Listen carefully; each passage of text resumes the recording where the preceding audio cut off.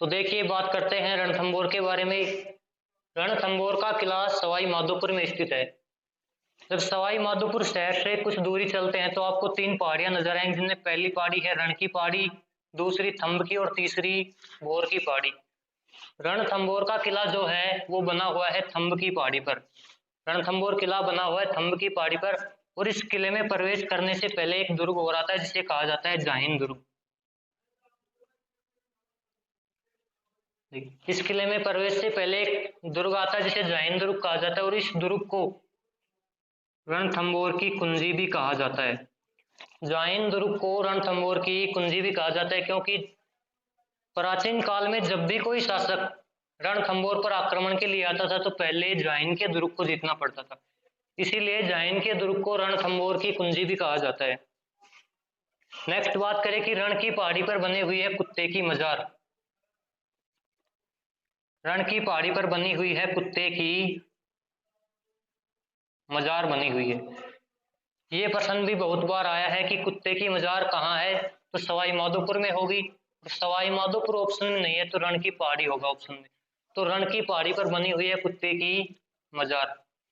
बात करें दुर्ग के निर्माण के बारे में तो अलग अलग इतिहासकारों ने अलग अलग अपने मत दिए इसके निर्माण के बारे में। कुछ इतिहासकार मानते हैं कि रणथंभौर किले का निर्माण 8वीं सदी में रणथंभौर किले का निर्माण 8वीं सदी में जयंत चौहान द्वारा करवाया गया। कुछ मानते हैं कि 944 ईस्वी में रणथाम या रणथंभ देव द्वारा किया गया। रणथाम या रणथंभन देव द्वारा करवाया गया। और कुछ इतिहासकार मानते हैं कि 10वीं सदी नहीं 8वीं सदी में रत्ती देव चौहान द्वारा करवाया गया। तो ये किले के निर्माण के बारे में आता है कि कुछ इतिहासकार तो मानते हैं कि 8वीं सदी में जयंत चौहान द्वारा करवाया गया। कुछ मानते हैं कि 944 ईस्वी में रणथाम या रणथंभन देव द्वारा करवाया गया, और कुछ इतिहासकार मानते हैं कि 8वीं सदी में रत्तीदेव चौहान द्वारा करवाया गया। सर्वाधिक मत जयंत चौहान को प्राप्त होते हैं क्योंकि अधिकतर इतिहासकार मानते हैं कि रणथंभौर किले का निर्माण करवाया था जयंत चौहान ने 8वीं सदी में। तो देखिए ये तो था किले के निर्माण के बारे में। अब बात करते हैं इसके उपनामों के बारे में कि क्या क्या उपनाम आते हैं।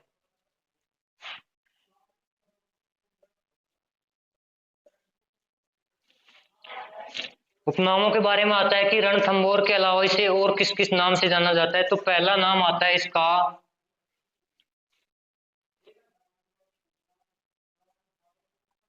दुर्गाधिकरण या दुर्गाधिराज। रणथंभौर के अलावा इसे दुर्गाधिकरण या दुर्गाधिराज नाम से भी जाना जाता है। सेकंड बात करें तो इसे देखिए रणथंभौर का प्राचीन नाम बताया जाता है रणकपुर।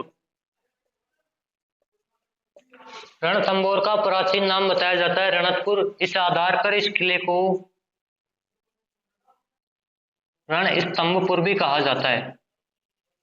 सेकंड उपनाम की बात करें तो कहा जाता है रणस्तंभपुर क्योंकि रणथंभौर का प्राचीन नाम आता है रणकपुर। तीसरी बात करें तो इसे कहा जाता है हमीर की आन बान का प्रतीक।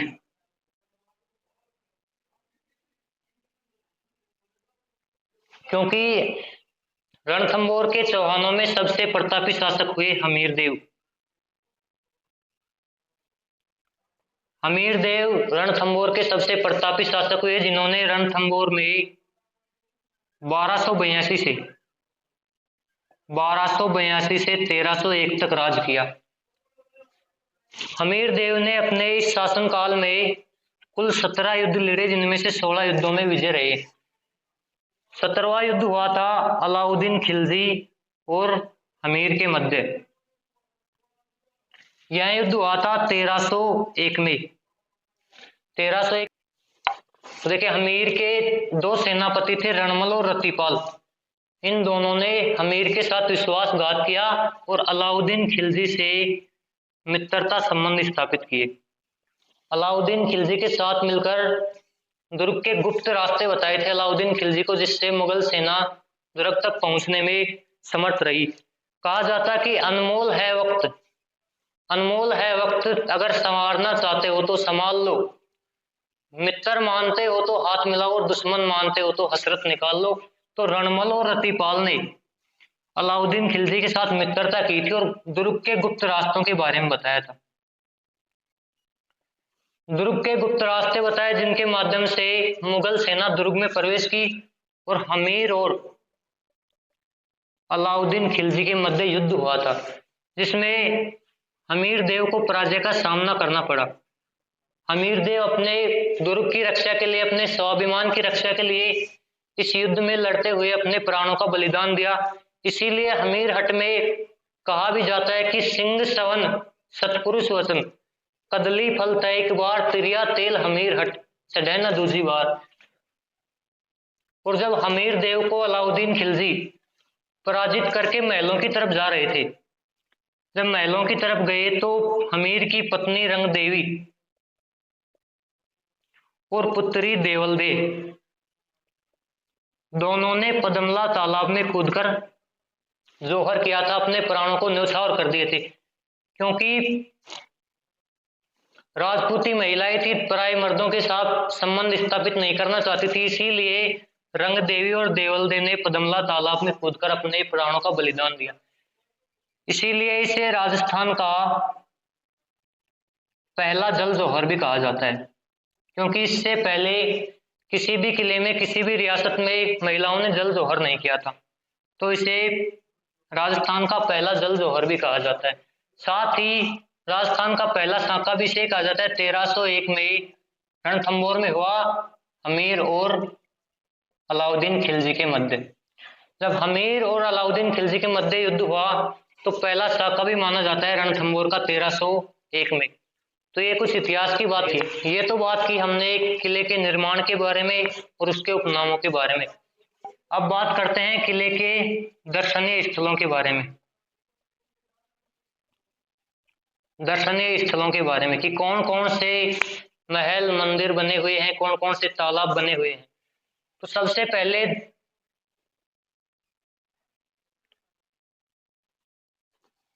देख, ये है रणथंभौर का किला। जब इस किले में प्रवेश करते हैं तो प्रवेश द्वार, जो मुख्य प्रवेश द्वार आता है, उसे कहा जाता है नौलखा दरवाजा। सेकंड दरवाजा आता है त्रिपोलिया या अंधेरी दरवाजा। त्रिपोलिया या अंधेरी दरवाजा।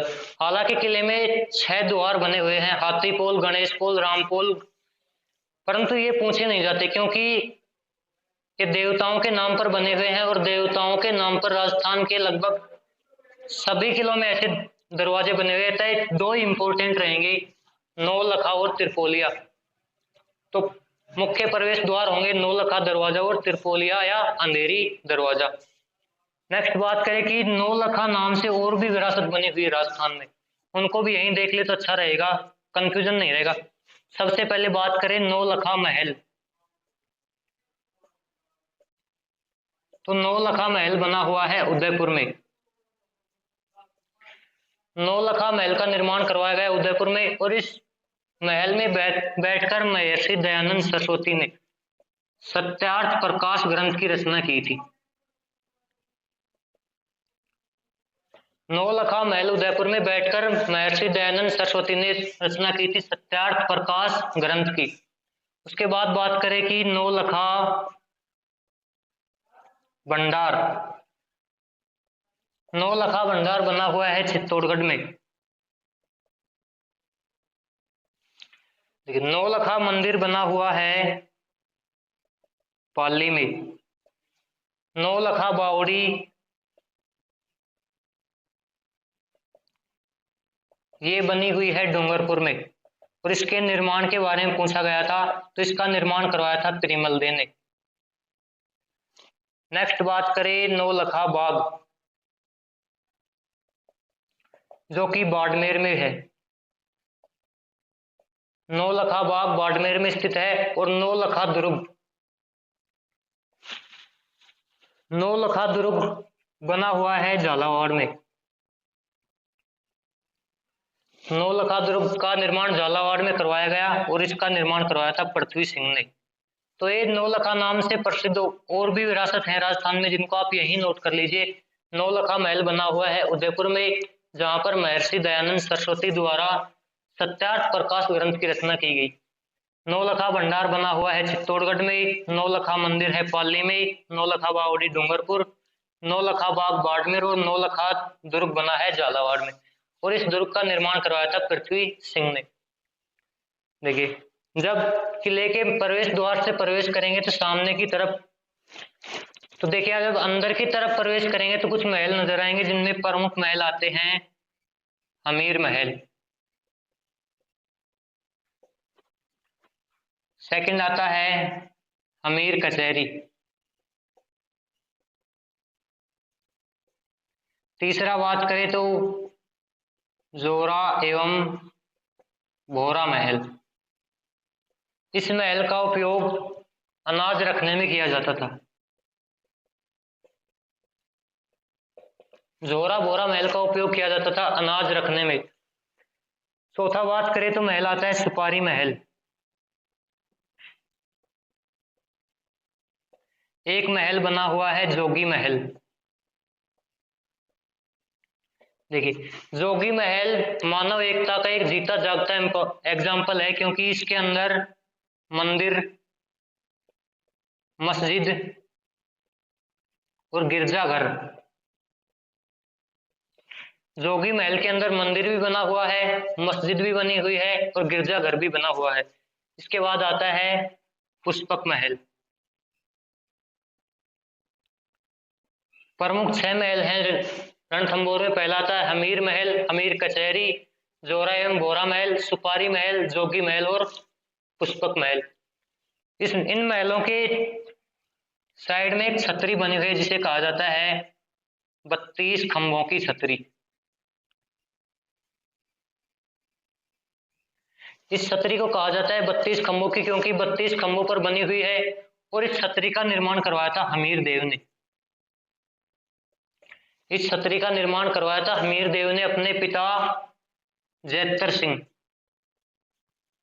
या जय सिंह की याद में, क्योंकि हमीर के पिता जय सिंह या जैतर सिंह ने इस किले में 32 वर्ष शासन किया था। तो उनके शासनकाल के आधार पर यहाँ पे 32 खंभों की छतरी का निर्माण किया गया, जहां पर बैठकर हमीर देव न्याय किया करते थे। इसलिए इसे न्याय की छतरी भी कहा जाता है, जय सिंह की छतरी भी कहा जाता है और 32 खंभों की छतरी भी कहा जाता है। आगे बात करें तो राजस्थान में और भी बनी हुई है 32 खंभों की छतरी, जिनमें एक आती है जोध सिंह की छतरी। देखो, ये छतरी भी 32 खंभों पे बनी हुई है, जो कि बदनौर भीलवाड़ा में,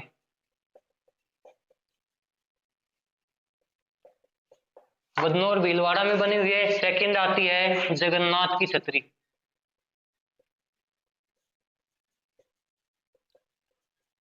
और इस छतरी का निर्माण करवाया गया है मांडलगढ़ भीलवाड़ा में।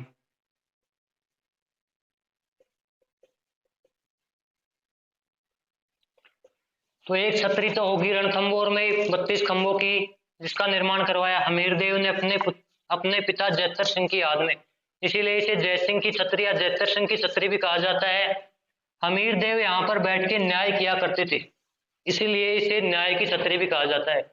इसके अलावा राजस्थान में और भी 32 खंभों की छतरी बनी हुई है, जिनमें एक आती है जोध सिंह की छतरी, जो कि बदनौर भीलवाड़ा में है। सेकंड आती है जगन्नाथ की छतरी, जो कि मांडलगढ़ भीलवाड़ा में बनी हुई है।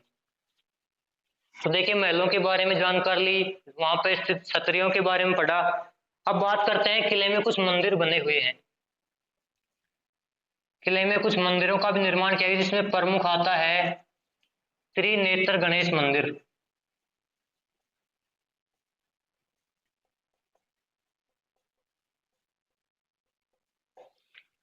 राजस्थान का सबसे प्रसिद्ध गणेश मंदिर आता है, क्योंकि यहाँ पर गणेश जी के मुख की पूजा की जाती है।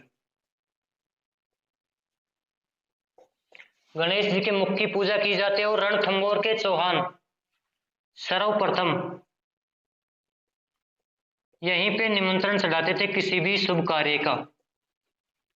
तो पहला मंदिर है त्रिनेत्र गणेश मंदिर। इसके बाद सेकंड आता है लक्ष्मी नारायण मंदिर।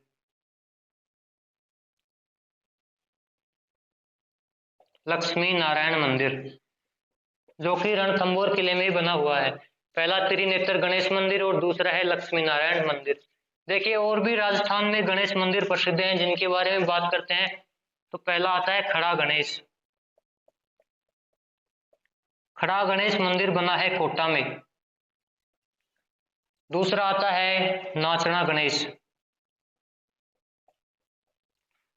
और नाचना गणेश मंदिर बना है सरिस्का अलवर में।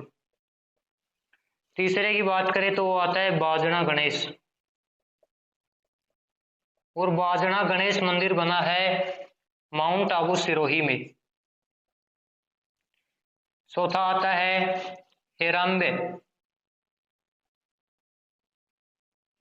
हेराम्बे गणेश मंदिर और इस हेराम्बे गणेश में गणेश जी की प्रतिमा जो है वो सिंह पर सवार है। सिंह पर सवार गणेश जी की प्रतिमा लगाई गई है और इस मंदिर को कहा जाता है 33 करोड़ देवी देवताओं का मंदिर। हेराम्बे गणेश मंदिर को कहा जाता है 33 करोड़ देवी देवताओं का मंदिर। और बात करें 33 करोड़ देवी देवताओं की साल, देवी देवताओं की साल तो है मंडोर जोधपुर में। 33 करोड़ देवी देवताओं का मंदिर तो रहेगा बीकानेर में और 33 करोड़ देवी देवताओं की साल स्थित है मंडोर जोधपुर में। ये प्रमुख गणेश मंदिर है राजस्थान के। इसके अलावा एक और आता है बोहरा गणेश मंदिर और बोहरा गणेश मंदिर बना हुआ है उदयपुर में। खड़ा गणेश आदमकद गणेश वो बने हुए हैं जयपुर में और इस्किया गणेश का मंदिर बना हुआ है जोधपुर में। ये प्रमुख गणेश मंदिर हैं। पहला है खड़ा गणेश कोटा में, नाचना गणेश अलवर में, बाजना गणेश सिरोही में, हेराम्बे गणेश है बीकानेर में जिस पर गणेश जी की सिंह पर सवार की प्रतिमा स्थित है। इसे 33 करोड़ देवी देवताओं का मंदिर भी कहा जाता है और 33 करोड़ देवी देवताओं की साल कहा जाता है मंडोर जोधपुर को। बोहरा गणेश मंदिर उदयपुर में बना हुआ है, आदमकद और गढ़ गणेश मंदिर जयपुर में और इस्किया गणेश बना हुआ है जोधपुर में। इसके अलावा एक दरगाह भी बनी हुई है जिसे कहा जाता है पीर सदरुद्दीन की दरगाह।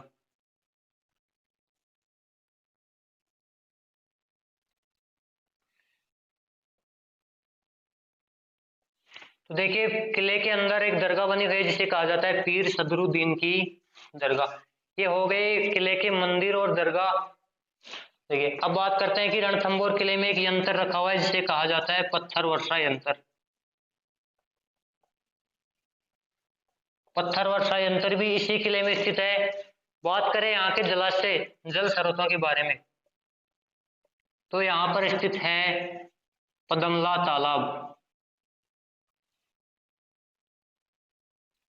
इस तालाब में कूदकर हमीर की पत्नी रंगदेवी और बेटी देवलदे ने जौहर किया था जिसे जल जौहर कहा गया।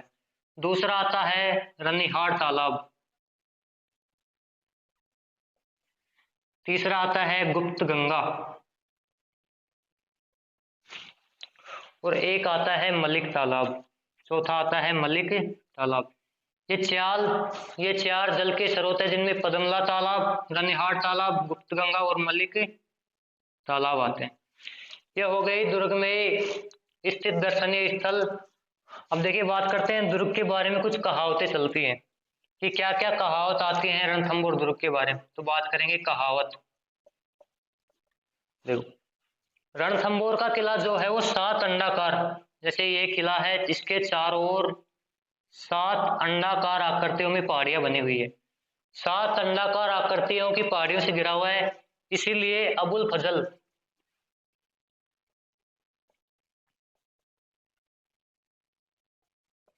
फजल ने इस दुर्ग के बारे में कहा कि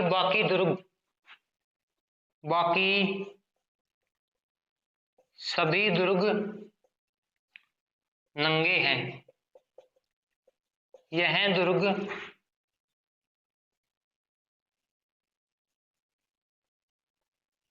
बख्तरबंद है। अबुल फजल ने कहा कि बाकी सब दुर्ग नंगे हैं, केवल यही दुर्ग है जो कि बख्तरबंद है। में जलालुद्दीन खिलजी ने इस किले पर आक्रमण किया और किले को जीत नहीं पाया, तो जाते समय कहा था कि ऐसे 10 दुर्ग तो मैं मुसलमान की एक मूंछ के बाल के बराबर भी नहीं मानता।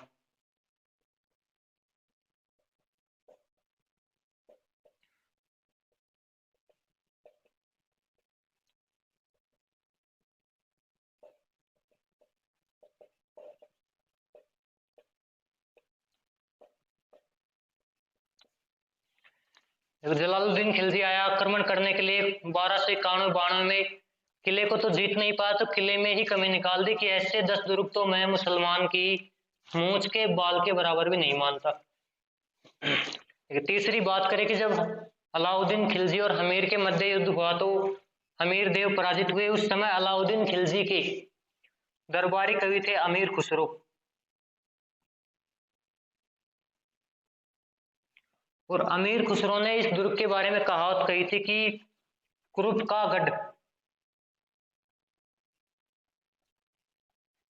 गढ़ अब इस्लाम का घर हो गया।